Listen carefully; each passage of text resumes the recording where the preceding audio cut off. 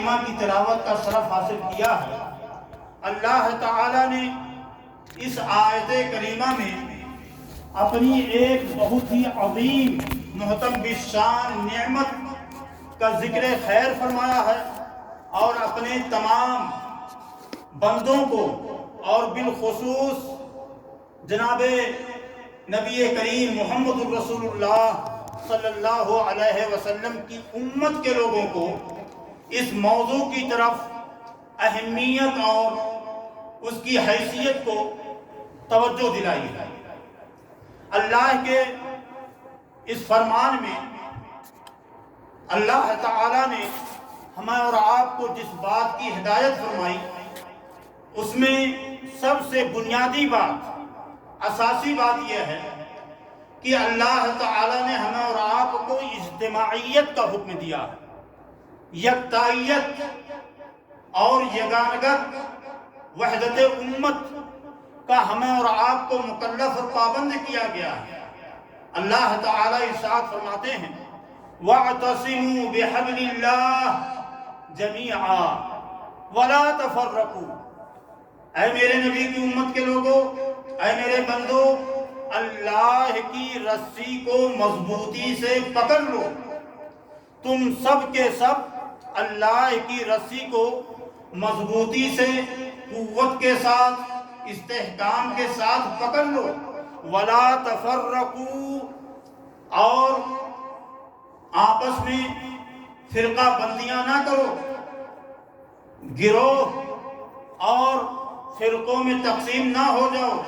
پھر اللہ تعالیٰ ارشاد فرماتے ہیں اور اللہ کی اس نعمت کو یاد کرو، اذ کنتم اعداء، کہ جب ایک وقت تھا تم سب باہم ایک دوسرے کے ساتھ دشمنی پر، عداوت پر، حقد اور حسد پر بالکل جمے ہوئے تھے۔ اذ کنتم اعداء، جب تم آپس میں دشمن تھے، فألف بین قلوبکم، تو اللہ نے تمہارے دلوں کے اندر محبت پیدا کر دی، اللہ تعالیٰ نے تمہارے اندر یگانگت پیدا کی، اور پھر تم اللہ کی نعمت سے، اس کے فضل خاص سے آپس میں بھائی بھائی بن گئے۔ معلوم یہ ہوا کہ اللہ تعالیٰ نے اس امت کے افراد کو ایک سلکے گوہر کے اندر مربوط کر دیا ہے، باندھ دیا ہے۔ ہم سب کسی بھی قوم و نسب کے ہوں، کسی بھی رنگ و نسل کے ہوں، یا ہم کسی بھی علاقہ اور کسی بھی ملک سے وابستہ ہوں، کسی بھی دور اور زمانے سے ہمارا تعلق ہو، لیکن اللہ تعالیٰ نے بحیثیت امت ہم تمام لوگوں کو ایک ایمانی رشتے کے اندر باندھ دیا ہے، مربوط کر دیا، اور وہ رشتہ ہے ایمانی اخوت کا۔ فَأَصْبَحْتُمْ بِنِعْمَتِهِ إِخْوَانًا، اے میرے نبی کی امت کے لوگوں، تم اللہ کی نعمت سے آپس میں پھر بھائی بھائی بن گئے، ایک دوسرے کے ہمدرد غمگسار ہو گئے۔ یہ اللہ تعالیٰ نے اپنی اس نعمت عظیم کا ذکر خیر فرمایا ہے، اور یہ کوئی ایک جگہ نہیں بلکہ قرآن کریم کی متعدد آیات میں اس نعمت کا اللہ تعالیٰ نے ذکر جمیل کر کے اس کی اہمیت کو اجاگر فرمایا۔ دوسری آیت میں اللہ تعالیٰ ارشاد فرماتے ہیں کہ انما المؤمنون اخوہ، کہ تمام اہل ایمان یقیناً، بے شک، بدون ارتیاب، یہ آپس میں بھائی بھائی ہیں۔ فَأَصْلِحُوا بَيْنَ أَخْوَيْكُمْ، تو میرے بندو، جب آپ کے اپنے بھائیوں میں جھگڑے ہوں، مشاجرات پیدا ہوں، تنازعے پیدا ہوں، تو اپنے دونوں بھائیوں کے درمیان صلح کراؤ، مفاہمت کی راہ اختیار کرو، افہام اور تفہیم سے ان کے اندر محبت، اپنائیت، یگانگت کی فضا پیدا کرو۔ یہ اللہ تعالیٰ نے اس آیت کریمہ کے اندر ہمیں اور آپ کو حکم دیا۔ پھر ایسے ہی اللہ کے نبی صلی اللہ علیہ وسلم کی ایک حدیث پاک میں بھی اس کا ذکر ملتا ہے، اور کئی احادیث ہیں، متعدد روایات اور نبی کریم صلی اللہ علیہ وسلم کی متعدد احادیث میں اسلامی اخوت، ایمانی بھائی چارے کو اجاگر کیا گیا ہے، مختلف انداز میں، مختلف اسلوب میں۔ اللہ کے نبی صلی اللہ علیہ وسلم نے ایک حدیث جو صحیح البخاری اور صحیح مسلم کے اندر ہے، بڑی لمبی حدیث ہے، اس کا ایک ٹکڑا میں آپ کے سامنے رکھتا ہوں۔ نبی کریم صلی اللہ علیہ وسلم نے ارشاد فرمایا کہ المسلم اخو المسلم، مسلمان ایک دوسرے صاحب اسلام کا بھائی ہے۔ پھر اس حدیث کو میں انشاءاللہ اثناء گفتگو آپ کے سامنے بیان کروں گا اور اس کی تفصیل میں جاؤں گا انشاءاللہ، لیکن بتانا مقصد یہ ہے کہ ہم اور آپ کہیں کسی بھی رنگ و نسل، کسی بھی قوم، کسی بھی ملک، کسی بھی خطے زمین سے منسوب کیوں نہ ہوں، اور امیر و غریب، کالے گورے، مرد و عورت، عوام و خواص، کسی بھی سسٹم کے ساتھ ہم مربوط کیوں نہ ہوں، لیکن اسلام کی نظر میں، شریعت اور دین کی نگاہ میں ہمارا اور آپ کا جو مقام ہے، ہماری جو حیثیت متعین کی گئی ہے، وہ اسلامی بھائی چارے کی بنیاد پر، اور یہ بھائی چارہ اللہ نے اور رسول پاک صلی اللہ علیہ وسلم نے عقیدے اور دین کی بنیاد پر قائم کیا۔ میں نے آپ کو گزشتہ کسی پروگرام میں بتایا تھا کہ نبی کریم صلی اللہ علیہ وسلم جب ہجرت فرما کر مکہ سے مدینہ تشریف لے گئے اور مدینہ میں قدم رنجہ ہوئے، تو پہلی اور سب سے اہم اور بنیادی چیز جو آپ نے اہل اسلام اور اہل ایمان کے درمیان قائم کی، وہ تھی اسلامی بھائی چارہ اور اسلامی اخوت۔ اور یہ اسلامی اخوت، یہ ایمانی بھائی چارہ عقیدے کی بنیاد پر، دین اور شریعت کی بنیاد پر، اور ایسا مثالی بھائی چارہ اور ایسا معاشرہ اسلامی اور کامیاب معاشرہ، مثالی معاشرہ قائم ہوا کہ ایک انصاری دوسرے مہاجر کو پکڑ کر اس کے سامنے عرض گزار ہوتا تھا کہ میرے بھائی، میرے پاس فلاں فلاں باغات ہیں، آپ ان باغات میں سے کن باغات کو پسند کرتے ہو، کون سے باغات آپ کو عزیز ہیں، محبوب ہیں، آپ اشارے انگشت کرو، وہ باغ میں آپ کے مالکانہ اختیار میں دینے کو تیار ہوں۔ دوسرا انصاری بھائی، اپنی مہاجر بھائی، وہ مہاجر جو بے چارگی، بے بسی، دیگر وہ صورتحال سے دوچار، اور اپنی تجارت، کاروبار، اپنی اولاد، اپنے دیار، اپنی سکونت کی جگہوں سے بالکل یکسر محروم مدینہ طیبہ پہنچے ہوئے تھے، ہراساں، خوف زدہ۔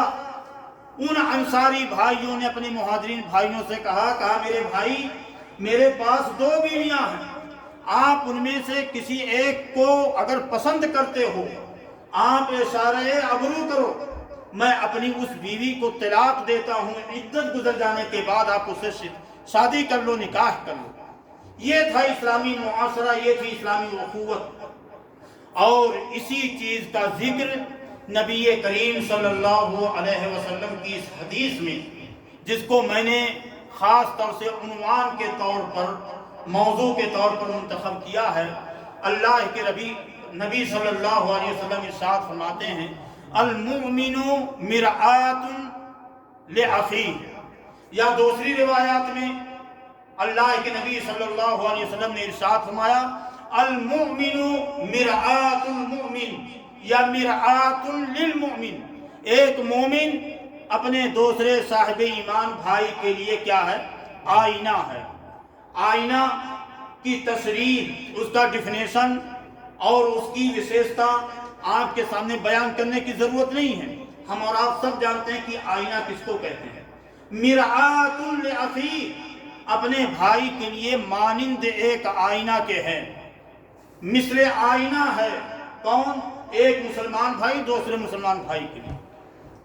اور آپ فن ادب کے اندر دیکھیں گے کہ یہ نبی کریم صلی اللہ علیہ وسلم کی حدیث کا چھوٹا سا یہ ٹکڑا کتنا مبارک اور کتنا جامع، کہ اللہ کے رسول صلی اللہ علیہ وسلم کی ایک حدیث کی روشنی میں نبی کریم صلی اللہ علیہ وسلم ارشاد فرماتے ہیں کہ مجھے 5 ایسی چیزیں دی گئی ہیں جو مجھ سے پہلے کسی بھی نبی کو نہیں دی گئی۔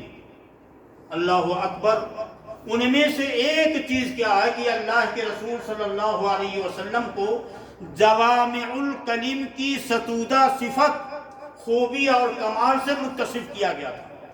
آپ مختصر عبارت میں، مختصر جملے میں نبی کریم صلی اللہ علیہ وسلم کی حدیث پاک کے اندر دیکھیں گے کہ وہ معانی، مفاہیم کا سمندر اپنے دامن میں سمیٹے ہوئے۔ اللہ کے نبی صلی اللہ علیہ وسلم نے ارشاد فرمایا کہ ایک مومن دوسرے مومن بھائی کے لیے ایک آئینہ کی مانند ہے، ایک آئینہ کی مثل ہے۔ اللہ اکبر۔ اور اس کو فن بلاغت کے اندر آپ کہہ سکتے ہیں کہ یہ تشبیہ بلیغ کے نام سے اس طرح کے جملوں کو تعبیر کیا جاتا ہے۔ تشبیہ بلیغ کا پہلو اس کے اندر پایا جاتا ہے۔ تشبیہ بلیغ کس کو کہتے ہیں؟ کہ کوئی اہم بات آپ اپنے کسی مخاطب بھائی کو سمجھانا چاہتے ہیں تو بہت زیادہ ابہام، غموض اور پیچیدگی اور الجھاؤ میں ڈالنے کے بجائے آپ اس کو مثال کے ذریعے سے اس کے سامنے اپنی بات کو واضح کر دیں۔ اور اس کی کئی شکلیں ہوتی ہیں مثال دینے کی، اس میں سے ایک شکل ہوتی ہے تشبیہ بلیغ کی۔ اللہ کے نبی صلی اللہ علیہ وسلم کی اس حدیث میں تشبیہ بلیغ کی صفت پائی جاتی ہے۔ تشبیہ بلیغ کس کو کہتے ہیں؟ کہ جس میں وجہ مشابہت یا وجہ شباہت اور ادات شبہ یا ادات شباہت یہ دونوں محذوف ہوں۔ مثال کے طور پر ایک جملہ ہے، آپ کہتے ہیں کہ زید یا عبد الرحمن یا خالد یا محمود کسبہ شخص، کوئی بھی شخص یہ بہادری اور شجاعت میں شیر کی طرح سے ہے، شیر کی مانند ہے۔ یہ ایک جملہ ہوا۔ دوسرا جملہ عبد الرحمن شیر ہے۔ اللہ کے رسول صلی اللہ علیہ وسلم نے یہ دوسرے جملے کے مستوی پر یا مستوی پر آپ نے ارشاد فرمایا کہ ایک مومن اپنے مومن بھائی کے لیے آئینہ ہے۔ مطلب یہ ہے کہ کئی اعتبارات سے اور مختلف وجوہات سے، مختلف چیزوں میں ایک مومن اپنے مومن بھائی کے لیے آئینہ کی مانند ہے۔ کئی چیزوں کے اندر آپ کہہ سکتے ہیں، سچائی میں، راست گوئی میں، دل کی صفائی میں، محبت میں، خیر خواہی میں، یہ ساری باتیں آئیں گی انشاءاللہ تفصیل کے ساتھ، اور میں بات کو مختصر کرنے کی کوشش کروں گا۔ تو یہاں پر اللہ کے نبی صلی اللہ علیہ وسلم نے تشبیہ بلیغ کا اسلوب اختیار کر کے ہم تمام امت محمدیہ علیہ صاحب الصلاۃ والسلام کے افراد کو یہ پیغام دیا کہ ہر صاحب ایمان کو اپنے صاحب ایمان بھائی کے لیے ایک آئینہ کی مانند ہونا چاہیے۔ اب آئینہ کے اندر کیا صفات ہوتی ہیں؟ مرر، جس کو عربی میں آپ مرآت اور اس کی جمع آتی ہے مرایا۔ یہ اس کے اندر صفات کیا ہیں، کیا کمالات ہیں، کیا خوبیاں ہیں؟ آخر اللہ کے رسول صلی اللہ علیہ وسلم نے ایک مومن کو دوسرے مومن بھائی کے لیے آئینہ کی مانند کیوں کہا؟ اس کے اندر کیا گہرائی ہے، کیا معنویت ہے، یہ سمجھنے کی ضرورت ہے۔ اور اسی چیز کو میں آج آپ کے سامنے بیان کرنے کی نیت سے یہاں پر آیا ہوا ہوں۔ اللہ تعالی ہم سب کو فہم دین اور حسن عمل کی توفیق عطا فرمائے۔ اللہ کے رسول صلی اللہ علیہ وسلم کی اس حدیث میں پہلا پیغام یہ ہے کہ ایک آئینہ کبھی جھوٹ نہیں بولتا، ایک آئینہ کبھی بھی جھوٹ نہیں بولتا، وہ سچائی کا علم بردار ہوتا ہے، صدق کا حامل ہوتا ہے، راست گو ہوتا ہے، اور یہی چیز بعینہ ایک صاحب ایمان بندے سے مطلوب ہے کہ یہی خصلت، یہی صفت وہ اپنے دل کے اندر، اپنے مزاج اور سرشت کے اندر اپنے صاحب ایمان بھائی کے لیے رکھے۔ سچائی کا پہلو، صدق گوئی کا پہلو، راست گوئی کا پہلو، وہ مخلص ہونا چاہیے اپنے بھائی کے لیے۔ اور اس چیز کا ذکر اگر آپ دیکھیں گے اللہ کے نبی صلی اللہ علیہ وسلم نے اپنی کئی حدیث میں بیان کیا۔ ایک حدیث ہے، اللہ کے رسول صلی اللہ علیہ وسلم ارشاد فرماتے ہیں، علیکم بالصدق، اے میری امت کے لوگوں تم سچائی کی راہ لازم پکڑ لو، فإن الصدق یہدی الی البر، کیونکہ سچائی یہ نیکی کی طرف لے جاتی ہے، یہ نیکی کی طرف آپ کو رہنمائی کرتی ہے۔ وَإِنَّ الْبِرَّ يَهْدِي إِلَى الْجَنَّةِ، اور یقیناً نیکی یہ آپ کو جنت کی طرف لے جاتی ہے۔ وَإِنَّ الرَّجُلَ يَصْدُقُ وَيَتَحَرَّى الصِّدْقَ حَتَّى يُكْتَبَ عِندَ اللَّهِ صِدِّيقًا، اور یقیناً کوئی بھی بندہ، کوئی بھی شخص، کوئی بھی انسان وہ سچائی کو لازم پکڑ لیتا ہے، صادق ہوتا ہے، راست گو ہوتا ہے، اور راست گوئی کی تلاش میں لگا رہتا ہے، یہاں تک کہ وہ اللہ کے پاس صدیق لکھ دیا جاتا ہے۔ یہ اللہ کے صالح نیکوکار بندوں کا ایک درجہ ہے صدیق۔ اولئک الذین انعم اللہ علیہم من النبیین والصدیقین والشہداء والصالحین۔ تو یہ صدیق اللہ کے نیکوکار بندوں کے درجات میں سے ایک درجہ، حتی یکتب عند اللہ صدیقا۔ تو ایک مومن کو اپنے مومن بھائی کے لیے صادق اور مخلص ہونا چاہیے، سچا ہونا چاہیے۔ آپ آئینہ کے سامنے کھڑے ہوتے ہیں تو وہ آئینہ آپ کے تعلق سے مکمل صداقت اور سچائی کے ساتھ آپ کے چہرے کو آپ کے سامنے رونما کراتا ہے۔ سمجھ بات آئی؟ ایسے ہی ایک مومن بھائی کو اپنے مومن بھائی کے لیے صادق ہونا چاہیے، اپنے بھائی کے تعلق سے اس کے جو عیوب ہیں وہ صدق گوئی پر مرتب ہونا چاہیے، صدق گوئی کے معیار پر اپنے اس بھائی کے عیوب کو اس کے سامنے بیان کرے تاکہ وہ اپنے عیوب کا ازالہ کر سکے، مخلص ہونا چاہیے۔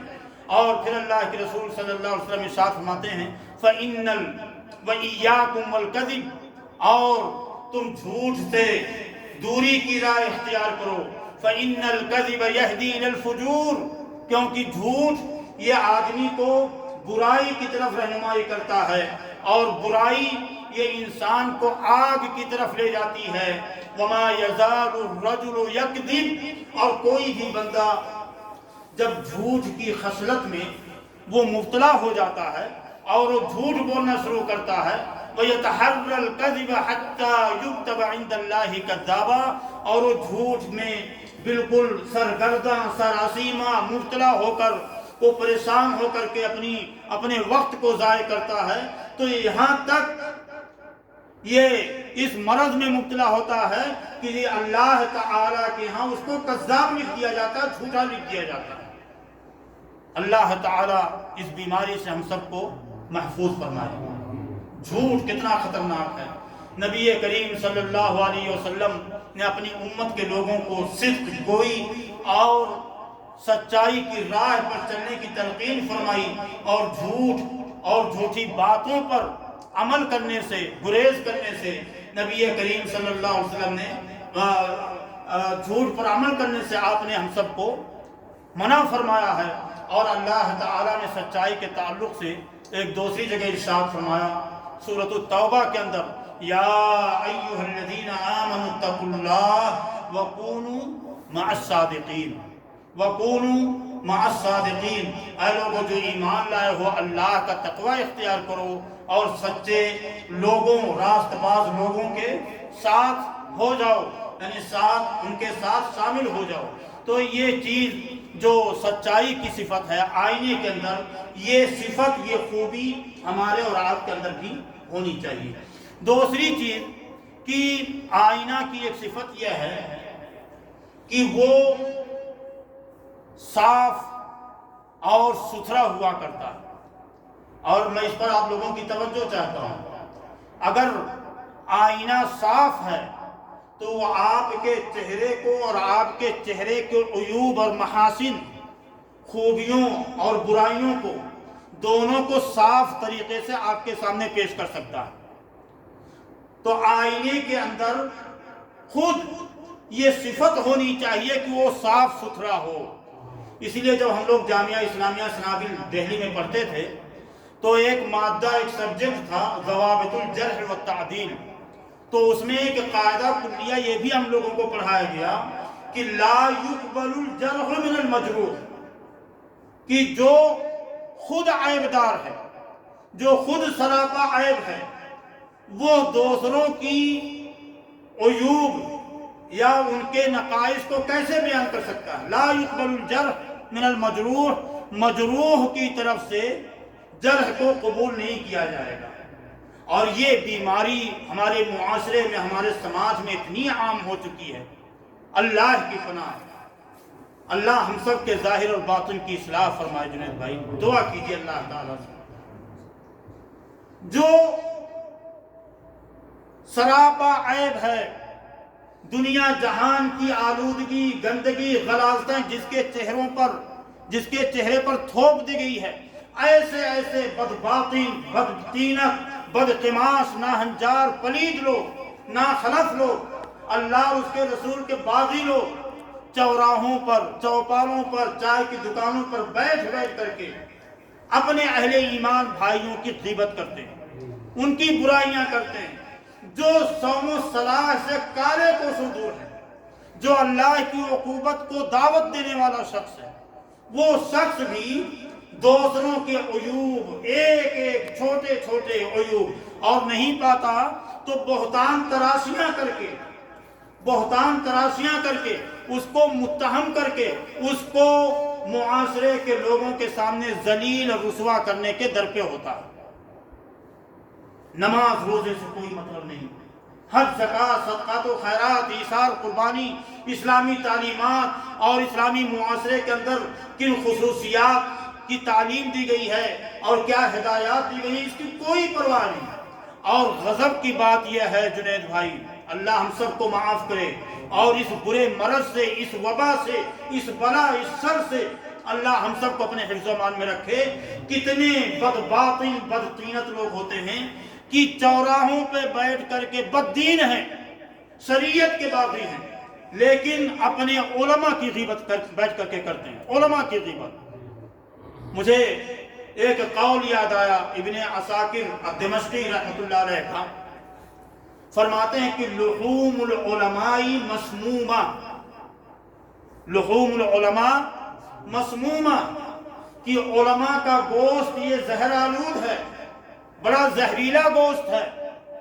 اور قرآن کریم میں غیبت کرنے والوں کے تعلق سے اللہ تعالیٰ نے کیا فرمایا؟ ہاں، اَيُحِبُّ أَحَدُكُمْ أَن يَأْكُلَ لَحْمَ أَخِيهِ مَيْتًا فَكَرِهْتُمُوهُ۔ اللہ پہلے منع فرماتے ہیں کہ اے لوگو، اے میرے نبی کی امت کے لوگو، اے آدم کے بیٹو، اے میرے بندو، تم میں سے بعض کی غیبت نہ کرے۔ کیا تم میں سے کوئی اس بات کو پسند کرے گا کہ اپنے بھائی کے گوشت کو اس کے مر جانے کے بعد نوچ کر کے اسے سراٹ جس گوشت سے سراٹ کی بو آ رہی ہے، متعفن گوشت، اس گوشت سے نوچ کر کے کھائے؟ فَكَرِهْتُمُوهُ، اور حقیقت حال یہ ہے، امر واقعہ یہ ہے کہ تم اس چیز کو ہرگز پسند نہیں کرو گے۔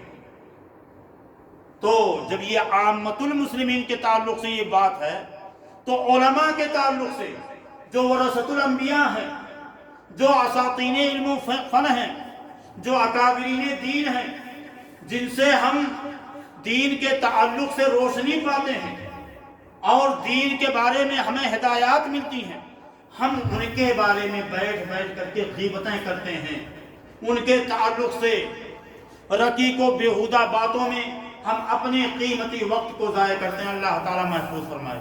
کہنے کا مطلب یہ ہے کہ جس طرح سے آئینہ کو صاف ستھرا ہونا چاہیے، ایسے ہی ایک بندہ مومن کے دل کو بھی صاف ستھرا ہونا چاہیے۔ پہلے وہ اپنے سراپا کو دیکھے، اپنے آپ کو دیکھے، وہ اپنے عقیدے میں، اپنی عبادات میں، اپنے معاملات میں، لین دین میں، آداب معاشرت میں، لباس و پوشاک میں، خورد و نوش میں، نشست برخاست میں، چال چلن میں، اپنے گفتار اور کردار میں وہ کس حد تک اسلامی تعلیمات کا پاسدار ہے، اس کو پہلے اپنا جائزہ لینا چاہیے۔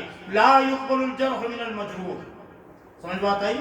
ایک بات اور اس تعلق سے کہ آئینہ بابو بھائی اگر شکستہ ہو جائے یا اس پر کرچیاں پڑ جائیں، ٹوٹ جائے، کئی ٹکڑوں میں چٹک جائے، یا آئینے کے اوپر کوئی داغ اور دھبا لگ جائے، تو آئینہ آپ کو صحیح معنوں میں آپ کا چہرہ صحیح انداز سے پیش نہیں کر سکتا۔ سمجھ بات آئی؟ تو اس کا بھی خیال رکھنا چاہیے۔ آئینہ اگر خود غبار آلود ہو، اس پہ گرد و غبار ہو، اس پہ دھول مٹی لگی ہوئی ہو، یا وہ خود ٹوٹا ہوا ہو، آئینے کے تعلق سے، شیشے کے تعلق سے میرا ایک شعر تھا کہ سمیم شیشے دل کو کہاں میں لے جاؤں، جو بار بار گرا اور بارہا ٹوٹا۔ تو یہ جب ٹوٹ جاتا ہے تو پھر یہ آئینہ جو ہے مخاطب کو یا سامنے والے کو جو آئینہ کے روبرو ہوتا ہے، اس کے فیس کو، اس کے چہرے کو صاف ستھرے انداز سے دکھا نہیں پاتا۔ اللہ کے رسول صلی اللہ علیہ وسلم کی حدیث ہے جو میں نے آپ کے سامنے چھوٹا سا ٹکڑا شروع میں پیش کیا تھا۔ ارشاد فرماتے ہیں، اور یہ حدیث صحیح مسلم کے اندر ہے، اللہ کے نبی صلی اللہ علیہ وسلم نے ارشاد فرمایا، اور حضرت ابو ہریرہ رضی اللہ تعالیٰ عنہ اس حدیث کے راوی ہیں، المسلم اخو المسلم، مسلمان مسلمان کا بھائی ہے، لا یظلمہ، اسے اپنے بھائی پر ظلم نہیں کرنا چاہیے، ولا یخذلہ، اس کو ذلیل و رسوا نہیں کرنا چاہیے، ولا یحقرہ، اس کو حقارت کی نظر سے نہیں دیکھنا چاہیے۔ میرے رسول نے، آپ کے رسول نے ہمیں کیا تعلیمات دی؟ آج پورے اطراف عالم میں، اقصائے دنیا میں دیکھیے، ایک مسلمان دوسرے مسلمان کی دل آزاری پہ آمادہ ہے، سوچتا ہے کون سی ایسی تریخ، کون سا مکر و فریب کا ایسا جال اس کے لیے بنوں کہ اس کو پھنسا کر کے، ذلیل و رسوا کر کے اس کی اس زندگی کو تہیا پانچا کر دیا جائے، اور اس کی زندگی، اس کے جیون کو اجرن کر دیا جائے۔ یہ حالت، یہ جگرگوں صورتحال ہے۔ اللہ کے نبی صلی اللہ علیہ وسلم ارشاد فرماتے ہیں، التقوی ہا ہنا، التقوی ہا ہنا، التقوی ہا ہنا۔ 3 بار آپ نے اس حدیث کے اندر جو بتایا گیا ہے، 3 بار آپ نے یہ جملہ استعمال کیا کہ تقوی کہاں ہے؟ یہاں ہے۔ کہاں؟ دل کے اندر، دل کے اندر تقوی۔ کچھ کیا، ایک بار آفس کے اندر ایک صاحب انٹرویو دینے آئے اور مجھ کو مکلف کیا گیا کہ ان کا انٹرویو لے لیجیے، داعی کی حیثیت سے وہ یہاں پر ملازمت کرنا چاہتے تھے۔ تو میں نے پوچھا کہ اللہ کہاں ہے؟ تو انہوں نے کہا اللہ ہر جگہ ہے۔ میں نے کہا اللہ ہر جگہ ہے؟ تو پھر کچھ دیر سوچنے کے بعد کہنے لگے اللہ مکہ میں ہے۔ انہوں نے کہا اللہ مکہ میں ہے؟ تو پھر وہ سسر و خندے میں مبتلا ہو گیا، کہنے لگے کہ نہیں تو اللہ دل میں ہے۔ تو میں نے کہا اللہ دل میں ہے، کوئی ایک بات، لاسٹ اینڈ فائنل بات، آخری بات بولو۔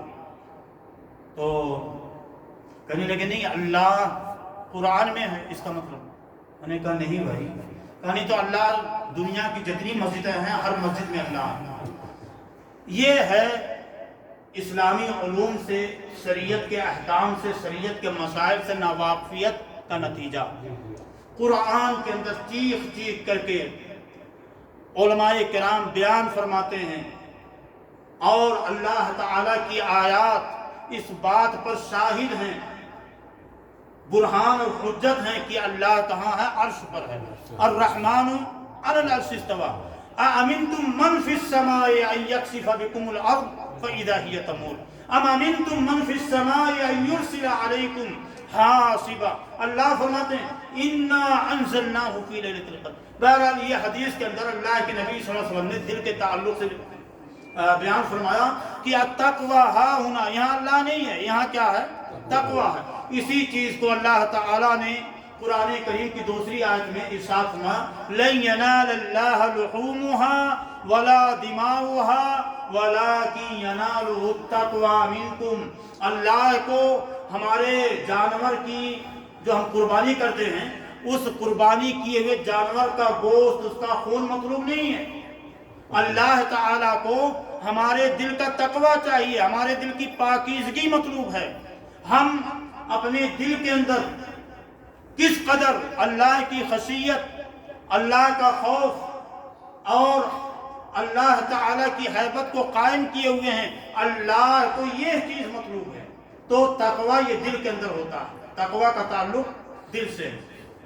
بہرحال تو پھر اللہ کے نبی صلی اللہ علیہ وسلم نے ارشاد فرمایا کہ التقوی ہا ہونا ثلاث مرات بحسب امرئ من الشر، کسی آدمی کے برا ہونے کے لیے یہ بات کافی ہے۔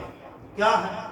اللہ کے رسول صلی اللہ علیہ وسلم فرماتے ہیں ان یحقر اخاہ المسلم، کہ وہ اپنے کسی مسلمان بھائی کی حقارت کرے، حقارت کی نظر سے اس کو دیکھے، اس کی تحقیر کرے، اس کی شان میں تنقیص کرے، اس کو ذلیل و رسوا کرے۔ اللہ اکبر۔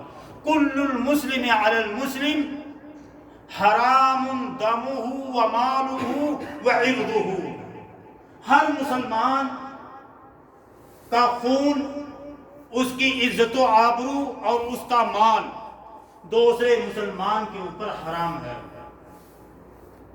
آج ہمارے اسلامی معاشرہ، جس کو ہم نے اسلامی معاشرے کا ٹائٹل دیا، ہمارا سماج، ہمارا معاشرہ، ہماری اپنی کمیونٹی، جس کو ہم نے اسلامی اور مثالی کا ٹائٹل دے دیا ہے، یہ برائیاں ہیں کہ نہیں؟ کہ ہم صاحب ایمان کا نعرہ رستہ خیز بھی بلند کرتے ہیں، نعرہ مستانہ بھی لگاتے ہیں، ہم قال اللہ قال الرسول کی صدائے بازگشت بھی لوگوں کو سنتے اور سناتے ہیں، لیکن اس کے ساتھ ساتھ ہم اپنے مسلم بھائی کی شان میں تنقیص اور تحقیر بھی کرتے ہیں، اس کو ذلیل و رسوا کرنے کے در پہ بھی ہوتے ہیں، اس کے مال، جائز مال کو ہڑپ کر کے، غبن کر کے، غصب کر کے، رشوتیں دے کر کے، ناجائز طور طریقے اور حربوں کو استعمال کر کے اس کے جائز، حلال اور روا مال کو ہم کھا جانے کی کوشش میں لگے رہتے ہیں، اس کی عزت و آبرو کا سودا کرتے ہیں، اس کے خون کے پیاسے ہوتے ہیں۔ بھائی چارے کا یہ مطلب اب نہ ہونا چاہیے، ہم تو ان کو بھائی سمجھیں اور یہ چارہ ہمیں۔ اللہ تعالی ہم سب کو اس شر سے محفوظ رکھے۔ تو اللہ کے نبی صلی اللہ علیہ وسلم نے فرمایا المسلم اخو المسلم، مسلمان دوسرے مسلمان کا بھائی ہے۔ ایک دوسری حدیث میں ہے، حضرت انس بن مالک رضی اللہ تعالیٰ عنہ اس حدیث کے راوی ہیں، اور امام بخاری، امام مسلم نے رحمت اللہ علیہما نے اپنی اپنی صحیح کے اندر اس حدیث کو نقل کیا ہے۔ اللہ کے رسول ارشاد فرماتے ہیں صلی اللہ علیہ وسلم لا یؤمن احدکم، بڑی پیاری بڑی مبارک حدیث، لا یؤمن احدکم حتی یحب لأخیہ ما یحب لنفسہ، تم میں سے کوئی بھی شخص اس وقت تک صاحب ایمان نہیں ہو سکتا۔ پہلی والی حدیث جس کو میں نے عنوان بنایا، اللہ کے نبی صلی اللہ علیہ وسلم نے ارشاد فرمایا المؤمن مرآۃ المؤمن یا المؤمن مرآۃ لأخیہ۔ اللہ کے رسول صلی اللہ علیہ وسلم اس حدیث میں ارشاد فرماتے ہیں کہ کوئی بھی شخص تم میں سے اس وقت تک صاحب ایمان نہیں ہو سکتا جب تک کہ وہ اپنے بھائی کے لیے وہی چیز پسند نہ کرے جو وہ اپنے نفس کے لیے پسند کرتا ہے، اپنے لیے جو پسند کرتا ہے وہی چیز اپنے بھائی کے لیے بھی پسند کرے۔ آپ کسی کے جائز مال کو، کسی کی عزت و آبرو کو اور کسی کے ناحق خون کو اپنے لیے حلال سمجھتے ہیں، اور پلٹ کر کے آپ کا وہی بھائی آپ کے تعلق سے یہ مزاج قائم کر لے اور اس کی سرشت میں، اس کے ذہن و دماغ میں یہی بات آپ کے تعلق سے رچ اور بس جائے تو آپ کے اوپر کیسا گزرے گا؟ اس کا بھی احساس ہمیں اور آپ کو کرنا چاہیے۔ اللہ کے نبی صلی اللہ علیہ وسلم نے ارشاد فرمایا تم میں سے کوئی بھی شخص اس وقت تک صاحب ایمان نہیں ہو سکتا جب تک کہ اپنے بھائی کے لیے وہی چیز پسند نہ کرے جو اپنے لیے پسند کرتا ہے۔ اب اس حدیث کا تعلق براہ راست اس حدیث کے ساتھ کس طرح سے ہے؟ اللہ کے نبی نے فرمایا کہ ایک مومن آدمی اپنے مومن بھائی کے لیے آئینہ ہوتا ہے۔ تو دل کی صفائی سے کے تعلق سے یہ بات اور یہ حدیثہ میں نے آپ کے سامنے رکھی ہیں۔ تیسری چیز آئینے کے اندر ایک صفت یہ ہوتی ہے کہ جب تک آپ آئینہ کے سامنے کھڑے ہیں جنید بھائی، تب تک وہ آئینہ آپ کو آپ کا چہرہ دکھائے گا، ہے نا؟ کیا جب تک آپ آئینہ کے روبرو ہیں، فیس ٹو فیس ہیں، وہ آئینہ آپ کے محاسن ہوں، کمالات ہوں، خوبیاں ہوں، یا آپ کے چہرے کے عیوب ہوں، نقائص ہوں، کمیاں ہوں، برائیاں ہوں، وہ آئینہ دونوں چیزیں آپ کے سامنے بیان کرے گا۔ کب تک؟ جب تک آپ اس کے سامنے کھڑے ہیں۔ اللہ اکبر۔ آپ سے پہلے جو شخص آیا اس کے تعلق سے اس آئینہ نے آپ سے اس کے بارے میں کچھ نہیں بتایا، اور آپ بھی جب وہاں سے پرے ہٹ جائیں گے، دور ہو جائیں گے، تو بعد میں آنے والے شخص سے آپ کے تعلق سے وہ آئینہ کچھ نہیں بتائے گا۔ ایک مومن شخص کو بھی ایسے ہی اپنے بھائی کے لیے ہونا چاہیے۔ آپ اپنے بھائی کے عیوب اگر اس کے سامنے بیان کرتے ہیں تو کوشش یہ ہو کہ صرف اسی کے سامنے، اس کے جانے کے بعد یا اس سے ملنے کے پہلے آپ اس کے تعلق سے کسی غیر سے بات مت کیجیے۔ اور میں تو اکثر کہا کرتا ہوں کہ میرا عیب آپ مجھے بتاؤ، کیونکہ میں اپنا عیب میں خود ہی ازالہ کرنے کی کوشش کروں گا، کوئی دوسرا میرے عیب کو ظاہر نہیں کرے گا۔ اس لیے اگر آپ مخلص ہو، میرے بھائی ہو، میرے ہمدرد ہو، میرے لیے ناصح ہو، نصح کی بات، خیر خواہی کی بات آئے گی بھی، تو آپ کی اخلاقی ذمہ داری بنتی ہے کہ آپ کو جو کچھ کہنا ہے اللہ کے واسطے، اللہ کی رضا کی طلب میں، آپ وہ بات مجھ سے ڈائریکٹ براہ راست کیجیے، کسی غیر سے بیان نہ کیجیے۔ اور اسی چیز کو اللہ کے نبی صلی اللہ علیہ وسلم کی شریعت میں منع کیا گیا ہے کہ کوئی آدمی کسی بھائی کی غیبت کرے۔ اللہ کے رسول صلی اللہ علیہ وسلم نے ایک حدیث میں ارشاد فرمایا، جس میں آپ نے سوال کیا صحابہ کرام سے، اتدرون ما الغیبہ، اے میرے ساتھیوں آپ جانتے ہو کہ غیبت کیا ہے؟ قالوا اللہ ورسولہ اعلم، صحابہ نے جواب دیا اللہ اور اس کے رسول زیادہ بہتر جانتے ہیں۔ یہ جملہ نبی کریم صلی اللہ علیہ وسلم کی زندگی پاک میں جائز تھا کہنا، اللہ ورسولہ اعلم۔ اللہ کے رسول صلی اللہ علیہ وسلم کے اس دنیا سے چلے جانے کے بعد صرف سلف صالحین سے جو جملہ منقول ہے کہ اللہ اعلم، اللہ اعلم بالصواب، اللہ اعلم وعلمہ اکمل واتم، اس قسم کے جملے استعمال کرتے ہیں۔ اللہ کے نبی صلی اللہ علیہ وسلم کے صحابہ نے فرمایا اللہ رسولہ عالم، اللہ کے رسول صلی اللہ علیہ وسلم نے ارشاد فرمایا، یہ ہے ڈیفینیشن، یہ تعریف غیبت کس کو کہتے ہیں فاروق بھائی؟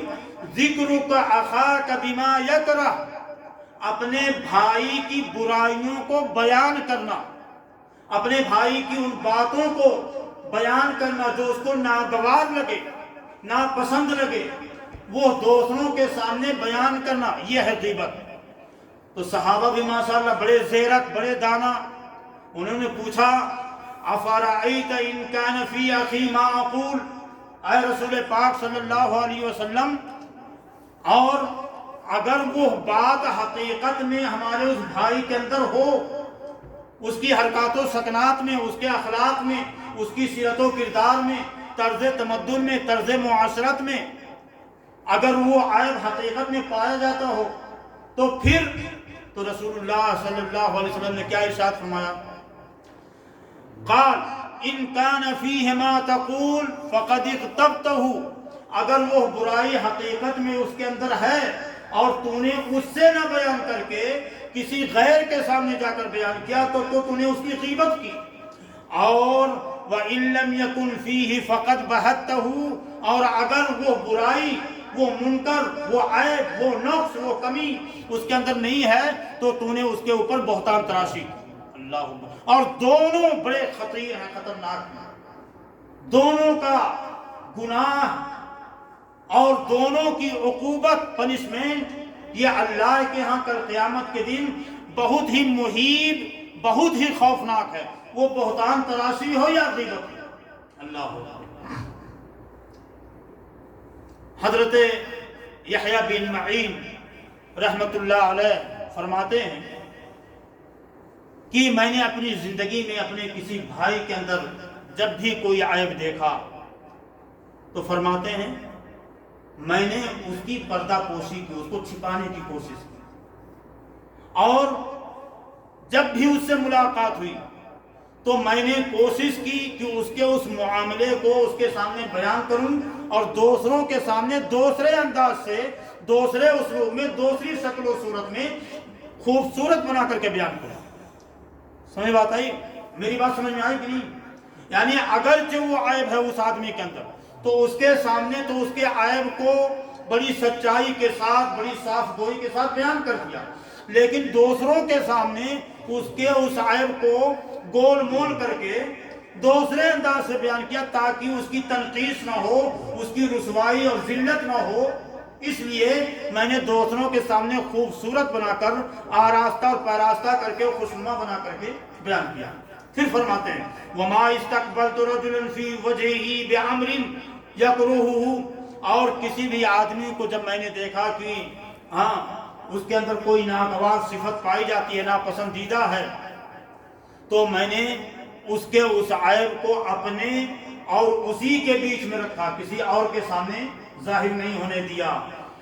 فَإِن قَبِلَ ذَلِكَ، تو اگر اس بھائی نے اپنے اس عیب کو مان لیا تو ٹھیک ہے. وَإِلَّا تَرَكْتُ، نہیں تو میں نے پھر اس کے اس عیب کو یا اس پر نصیحت کرنا، واضح و تذکیر کرنا میں نے پھر چھوڑ دیا. ایک بار، دو بار، تین بار بیان کر کے، نصیحت کر کے پھر میں نے اس موضوع کو ہمیشہ کے لیے ختم کر دیا. سمجھ بات آئی؟ کیوں؟ کیونکہ اس کے چہرے پہ ناپسندیدگی اور ناگواری کے آثار دیکھ کر کے کہ کہیں یہ دین اسلام سے اور زیادہ کہیں بدعت نہ جائے اور کہیں زیادہ یہ دین اسلام سے دور نہ ہو جائے، اس لیے میں نے حکمت عملی کے طور پر، مصلحت کوشی کے طور پر میں نے اس کے اس عیب کو بار بار اس کے سامنے بیان نہیں کیا. اور یہ بڑی حکمت کی چیز ہے. نبی کریم صلی اللہ علیہ وسلم نے اس کو ارشاد فرمایا یسروا ولا تعسروا. ہاں، لوگوں کے سامنے جب دینی احکام، دینی مسائل بیان کرو تو اس کے اندر آسانی کی راہ اختیار کرو، اس کے اندر الجھاؤ نہ پیدا کرو، لوگوں کو صعوبتوں میں، مشکلات میں مبتلا نہ کرو. بشروا ولا تنفروا، اور لوگوں کو بشارت دینے کی کوشش کرو، ان کو نوید سناؤ، مژدہ جاں فضا سناؤ، خوشخبریاں دو دین اسلام کے بارے میں. ولا تنفروا، ان کو دین اسلام سے برگشتہ، دین اسلام سے دور کرنے کی کوشش نہ کرو. یہ اسلام کی تعلیمات کا ایک بہت بڑا خوبصورت حصہ ہے جو آج ہمارے سماج کے اندر مفقود ہو گیا، ناپید ہو گیا. اللہ ہم سب کی اصلاح فرمائے، اللہ اس امت پر رحم فرمائے. تو میں نے آپ کے سامنے پہلی چیز آئینے کے تعلق سے کیا بیان کی؟ صدق، سچائی. اور دوسری چیز کہ آئینے کو خود صاف اور ستھرا ہونا چاہیے. تیسری چیز کہ آئینے کے اندر ایک صفت یہ ہوتی ہے کہ جب تک آپ اس کے سامنے ہیں، روبرو ہیں، وہ آپ کے عیوب کو بیان کرے گا، آپ کی حقیقت کو آپ کے سامنے اجاگر کرے گا، روشن کرے گا، اور جیسے ہی آپ اس کے سامنے سے ہٹ جائیں گے وہ خاموش ہو جائے گا. ماشاءاللہ. چوتھی صفت آئینے کے اندر یہ ہے کہ آئینہ صرف آپ کے عیوب نہیں بیان کرتا، آپ کی اچھائیوں کو بھی اجاگر کرتا ہے. ایسے ہی آپ کو، ہم کو اور تمام افراد امت کے لوگوں کو، تمام افراد امت کو چاہیے کہ آپ اپنے کسی بھائی کے اندر کوئی عیب دیکھو تو صرف اس کے عیب کو پک آؤٹ کر کے، نشاندہی کر کے اس کے عیب کے پیچھے نہ پڑ جاؤ، بلکہ حکمت عملی کا طریقہ یہ ہے کہ آپ اس کے محاسن کو بھی بیان کرو. بھائی آپ کے اندر ماشاء اللہ ماشاء اللہ ماشاء اللہ کیا کیا خوبیاں، کیا کیا حسنات ہیں، کیسے کیسے آپ کے اندر اوصاف اور کمالات پائے جاتے ہیں. آپ تھوڑا سا اپنی ایک چھوٹی سی معمولی سی چیز ہے، حقیر سی چیز ہے، آپ اس کی اصلاح کر لو، ماشاء اللہ پرفیکٹ معنی انشاءاللہ. آپ انداز، اسلوب اختیار کرو، یہ نہیں کہ آپ اس کے عیب کو بیان کرو اور اس کی ساری خوبیوں پر پانی پھیر دو. اور یہ چیز، یہ عیب بھی آج ہمارے سماج کے اندر پائی جا رہی ہے. اللہ تعالی ہم سب کی اصلاح فرمائے. اسی طریقے سے میں آپ کے سامنے ایک اور بات کہ آئینہ جو ہے آپ کو آپ کی ظاہری شکل و صورت دکھاتا ہے، باطن میں آپ کیا ہیں، اندرون سے آپ کیا ہیں، وہ اس سے کوئی تعرض اور کوئی چھیڑ چھاڑ نہیں کرتا. آپ کے اندر میں کیا ہے، کیا سوچتے ہیں، آپ کی فکر کیا ہے، خیالات کیسے ہیں، آپ کی نیتوں پر، آپ کے قصد و ارادے پر کبھی وہ حملہ آور نہیں ہوتا، صرف آپ کے ظاہر پر. اور ایک واقعہ اللہ کے نبی صلی اللہ علیہ وسلم کے دور میں پیش آیا، اور وہ واقعہ بڑا مشہور ہے، شاید آپ لوگ جانتے بھی ہوں گے، اکثر لوگ جانتے ہوں گے. اسامہ بن زید رضی اللہ تعالی عنہ یا عنہما، اسامہ بن زید رضی اللہ تعالی عنہما، زباں پہ بار الہ یہ کس کا نام آیا کہ میرے نطق نے بوسے میری زباں کے لیے. اسامہ بن زید. اور کون اسامہ بن زید؟ زید بن حارثہ، جن کو نبی کریم صلی اللہ علیہ وسلم نے اپنا متبنہ بنایا تھا. متبنہ کے تعلق سے شرعی حکم کے آنے سے پہلے اللہ کے نبی صلی اللہ علیہ وسلم نے جن کو اپنا لے پالک بیٹا بنایا تھا، اس لے پالک بیٹے کا بیٹا اسامہ بن زید، حب النبی صلی اللہ علیہ وسلم، اللہ کے رسول کے محبوب کے محبوب. کون؟ زید بن اسامہ بن زید. اور یہ اسامہ بن زید کتنے محبوب تھے کہ ایک بار بات آئی تو میں آپ کے سامنے کہہ دیتا ہوں کہ ایک بار قبیلہ مخزومیہ کی ایک خاتون نے چوری کی، اور قبیلہ بنو مخزوم یہ بڑا، اس کی طوطی بولتی تھی اس وقت عربوں کے ہاں، اور بڑی مقبولیت اور محبوبیت کے درجے پر فائز تھا یہ قبیلہ، یہ خاندان. اور اسی خاندان کی ایک خاتون نے چوری کر لی. اللہ کے رسول صلی اللہ علیہ وسلم تک بات پہنچی تو نبی کریم صلی اللہ علیہ وسلم نے اس کے ہاتھ کے کاٹنے کا حکم دیا. صحابہ کرام بہت زیادہ پریشان، سراسیمہ، سرگرداں، ششدر، سوچ اور وچار میں لگ گئے کیا کیا جائے. تو اللہ کے رسول صلی اللہ علیہ وسلم کہ اسی محبوب صحابی پر سارے صحابہ کرام کی نظر اختیار پڑی. کہا اگر کوئی سفارش کرنے کی جرأت کر سکتا ہے تو کون؟ اسامہ بن زید.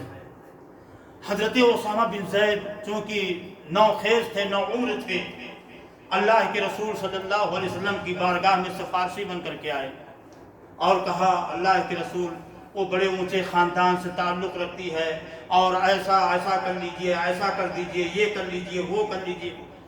نبی کریم صلی اللہ علیہ وسلم کا وہ چہرہ جو مسکراتا ہوا چہرہ، جس پر ہمیشہ تبسم کی لکیریں ہمیشہ حویدہ رہا کرتی تھیں، آپ کا مسکراتا چہرہ اچانک اس کا رنگ فق پڑ گیا. آپ غضبناک ہوئے. فرمایا تشفع فی حد من حدود اللہ یا اسامہ، اے اسامہ کیا اللہ کی حدوں میں سے ایک حد کے اندر تم آ کر کے سفارش کر رہے ہو؟ واللہ اللہ کی قسم لو سرقت فاطمہ بنت محمد لقطعت یدہا. اللہ کی قسم اگر میری بیٹی محمد کی بیٹی جو سیدۃ نساء الجنہ ہے، جنت کے اندر خواتین کی سردار ہے، وہ بھی اگر چوری کرتی، میں خاتم النبیین ہوں، میں سید ولد آدم ہوں، سید الاولین والآخرین ہوں، میں امام الانبیاء ہوں، لیکن اگر میری بیٹی بھی چوری کرتی تو میں اس کا بھی ہاتھ کاٹ لیتا. اللہ کے رسول صلی اللہ علیہ وسلم نے حضرت اسامہ کی سفارش کو رد کر دیا. دین کے معاملے میں کسی طرح سے بات آئے گی، بھی وہ بات میں آپ کے سامنے رکھتا ہوں، کسی قسم کی مجاملہ، چاپلوسی، تملق بازی کی کوئی گنجائش نہیں رکھی گئی. بات آئے گی آئینہ ہی کے تعلق سے. کہنے کا مطلب یہ ہے، میں ذکر کر رہا تھا کہ یہ اسامہ بن زید بن حارثہ، میں سوال کروں گا آپ لوگوں سے انشاءاللہ، یہ وہ صحابی ہیں کہ تنہا ایک منفرد مقام ان کا یہ ہے کہ اللہ نے ان کے نام کو قرآن میں ذکر فرمایا. تنہا ایک ایسے صحابی ہیں کہ ان کا نام نامی، اسم گرامی، پیارا اور مبارک نام قرآن کے اندر آیا. نہیں تو ایک خبیث کا بھی نام آیا ہے. کون ہے وہ؟ ہاں نہیں، اللہ کے رسول صلی اللہ علیہ وسلم کے زمانے میں جو لوگ تھے یا تو کفار تھے اور یا تو اصحاب ایمان تھے. تو اصحاب ایمان میں سے ماشاء اللہ وصلت واحسنت، بارک اللہ فیک، بارک اللہ فیک وفی محیاک وفی مسعاک، ماشاء اللہ. ابو لہب کا نام تبت یدا ابی لہب وتب. نہیں تو صحابہ میں سے یہ تنہا ایک ایسے صحابی ہیں جن کا نام اللہ تعالیٰ نے قرآن میں بیان کیا، ان کا ذکر جمیل کیا ہے. تو میں کہہ یہ رہا تھا کہ بات کہاں سے کہاں چلی گئی.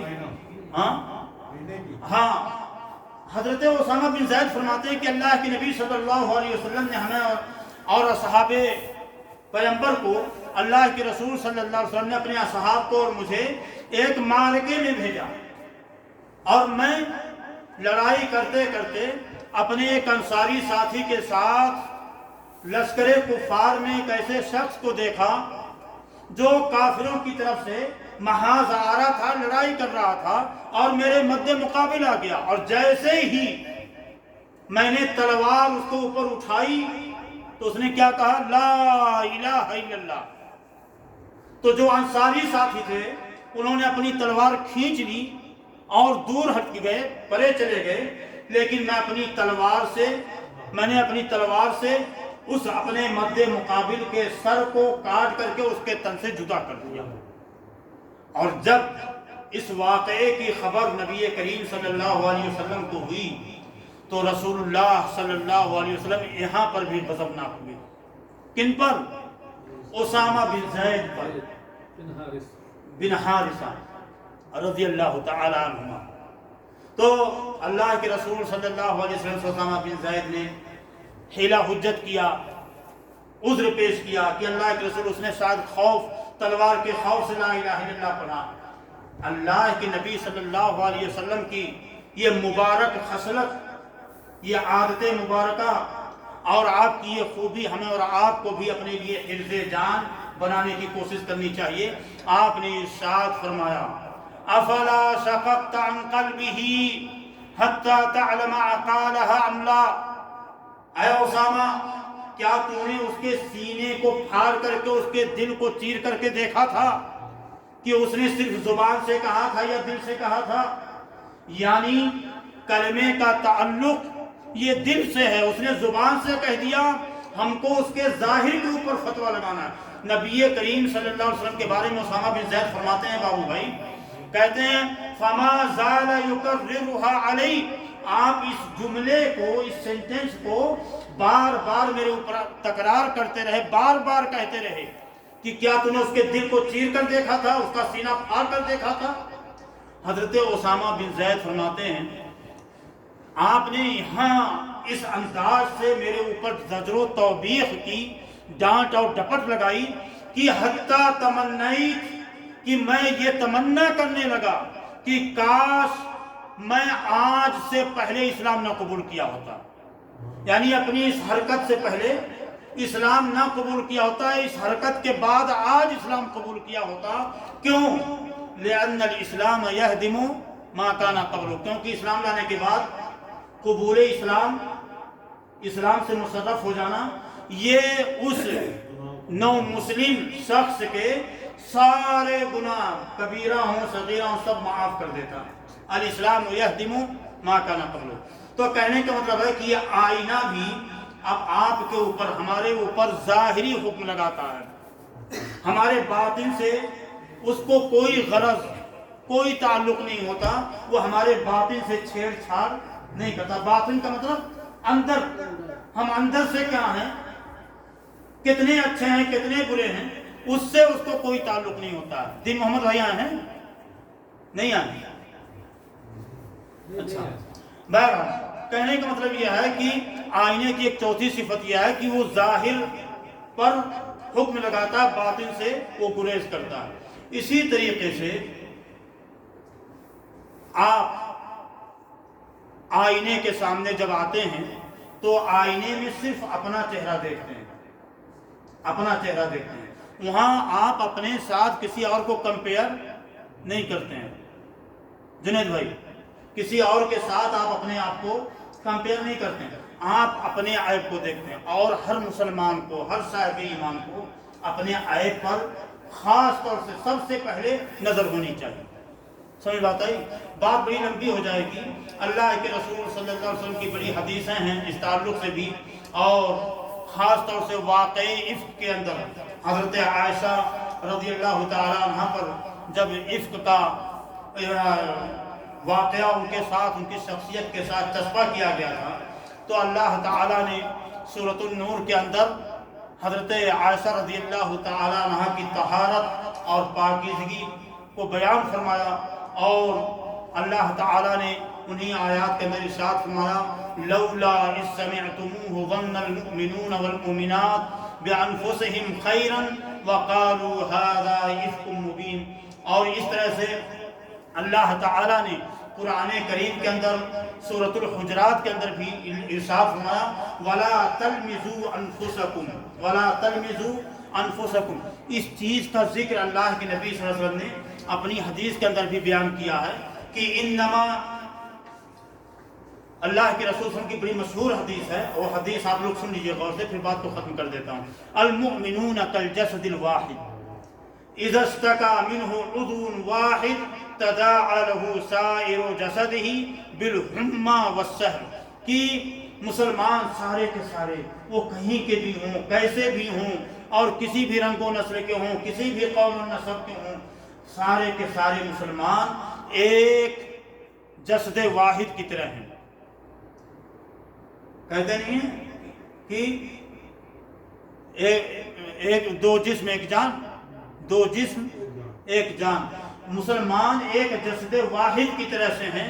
इज़स्तका मिन्हु उज़्वुन वाहिद, कि एक जिस्म के अंदर जब कोई एक उज़्व, कोई एक अंग, बॉडी का कोई एक हिस्सा या पार्ट जब ये दर्द में, परेशानी में, बुखार में और बेचैनी और इज़्तिराब में मुब्तला हो जाता है, तो तदाअ लहु साइरु जसदिही बिल हुम्मा वस्सहर, तो उसका जिस्म का पूरा हिस्सा, पूरा का पूरा जिस्म कामिल और मुकम्मल तौर से ये बेचैनी और इज़्तिराब और बुखार के अंदर, दर्द के अंदर ये मुब्तला हो जाता है, दो चार हो जाता है, परेशान हो जाता है।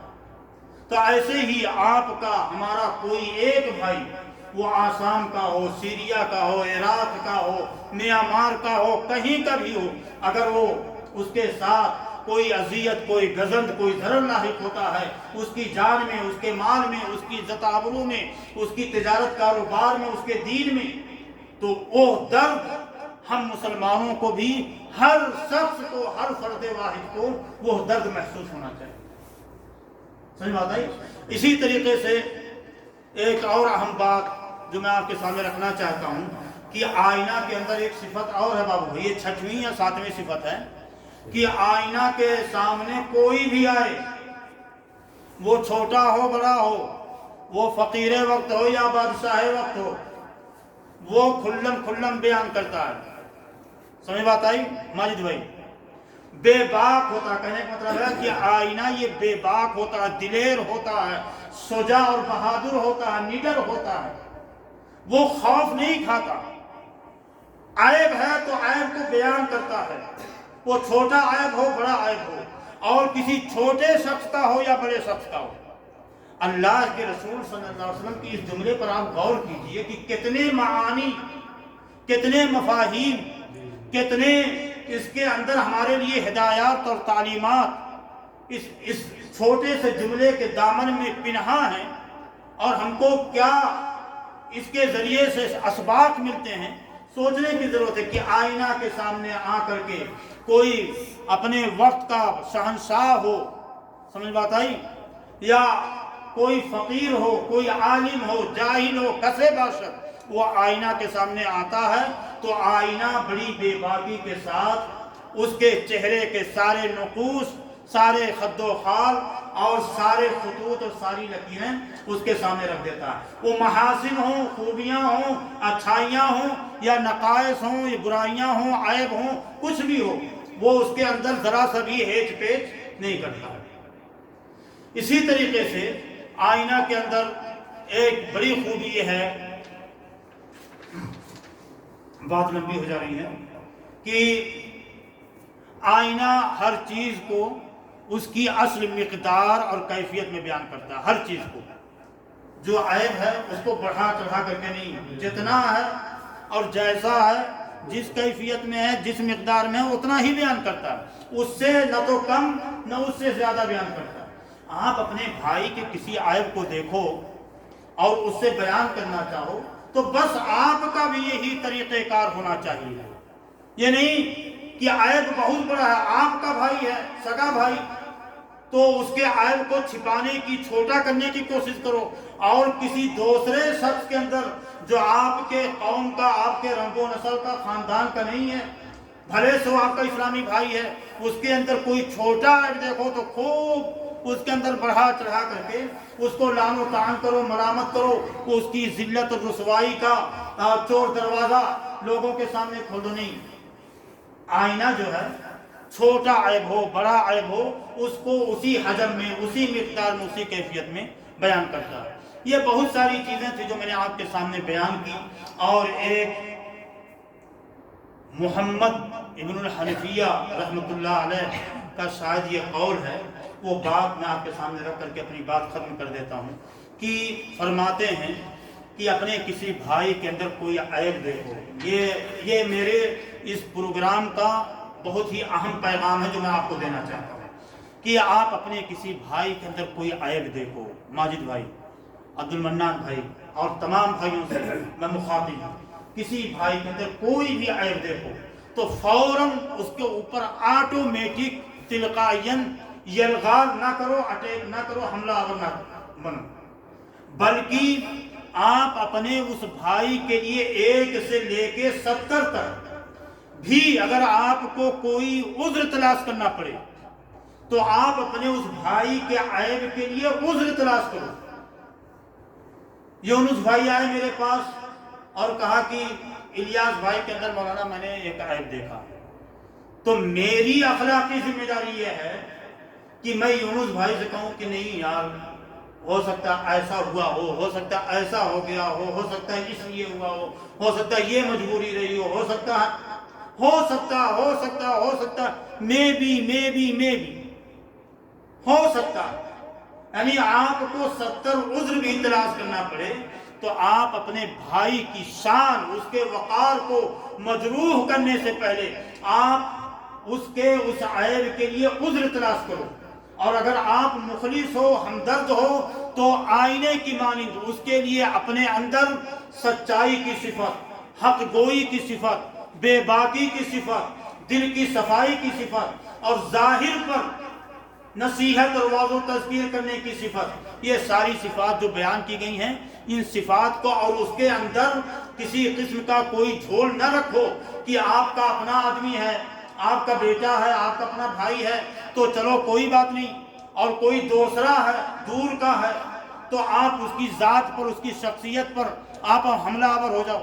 آج ہمارے سماج کو گھن کی طرح سے جو مرض لاحق ہو چکا ہے اور جس کی وجہ سے ہم ٹوٹ پھوٹ کے شکار ہو گئے، پورا سماج، پورا معاشرہ انتشار میں مبتلا ہو گیا، گروہ بندیاں اور مختلف مسلکی عصبیتوں میں، گروہ بندیوں میں اور حسد میں آ کر کے ہم نہ جانے کتنے طبقات میں بٹ گئے، منقسم ہو گئے، اسی چیز کا رونا رویا تھا علامہ اقبال رحمۃ اللہ علیہ نے کہ منفعت ایک ہے اس قوم کی نقصان بھی ایک، منفعت ایک ہے اس قوم کی نقصان بھی ایک ہی سب کا نبی، دین بھی ایمان بھی ایک ہی سب کا نبی، دین بھی ایمان بھی ایک، حرم پاک بھی، اللہ بھی، قرآن بھی ایک۔ کیا بڑی بات تھی ہوتے جو مسلمان بھی ایک، فرقہ بندی ہے کہیں اور کہیں ذاتیں ہیں، کیا زمانے میں پنپنے کی یہی باتیں ہیں۔ اللہ تعالی ہم سب کے ظاہر و باطن کی اصلاح فرمائے، اور اللہ